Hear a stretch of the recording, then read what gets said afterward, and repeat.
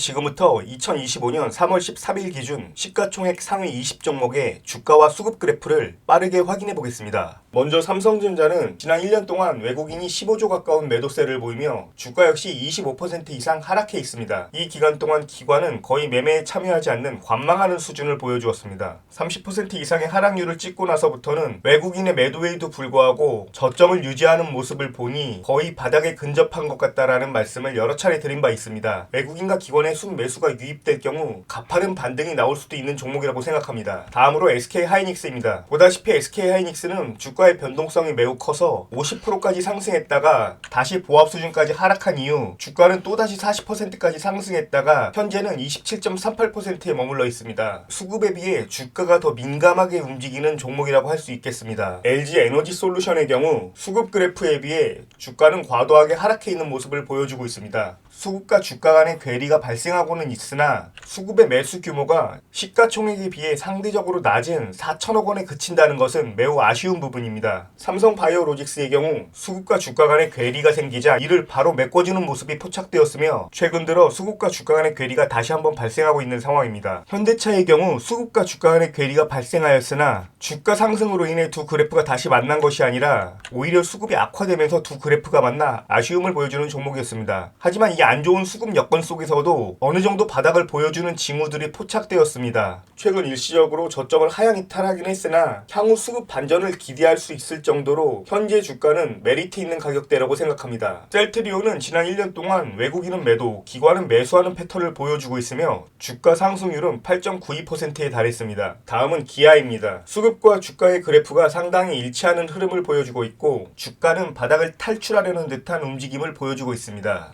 네이버의 경우에는 지금 표시하는 부분에서 2조 원에 가까운 순매수가 유입되었습니다. 20%까지 하락했던 주가는 그 하락폭을 모두 만회하고 1년 전에 비해 10% 가까운 상승률을 보여주고 있습니다. 하지만 이미 매집된 외국인의 물량을 고려할 때 추가 상승의 여지가 충분한 종목이라고 생각합니다. 한화에어로스페이스의 경우 외국인 주도로 지난 1년 동안 급등한 종목입니다. 무려 1년 전에 비해 242% 급등하여 신규 진입하기에는 부담스러운 가격대라고 생각하고 있습니다. KB금융입니다.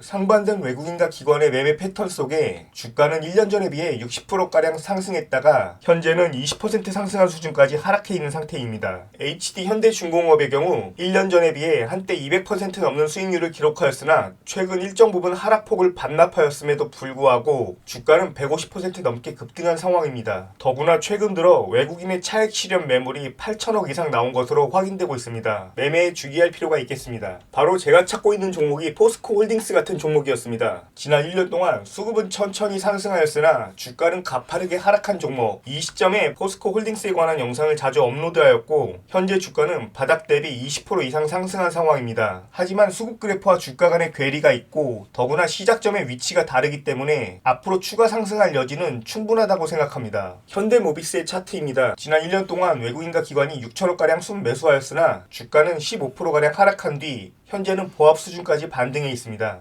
향후 상승할 가능성이 높은 종목이라고 생각합니다. 다음은 신한지주입니다. 1년 전에 비해 4천억가량 순매수가 유입되었으나 주가는 40%가량 상승했다가 하락하여 보합 수준에 머물러 있습니다. 두 그래프 간의 시작점을 고려한다면 현재 두 그래프는 거의 일치하는 수준이라고 볼 수 있겠습니다. 메리츠 금융지주는 지난 1년 동안 외국인과 기관의 수급에 비해 주가가 과도하게 오른 측면이 있습니다.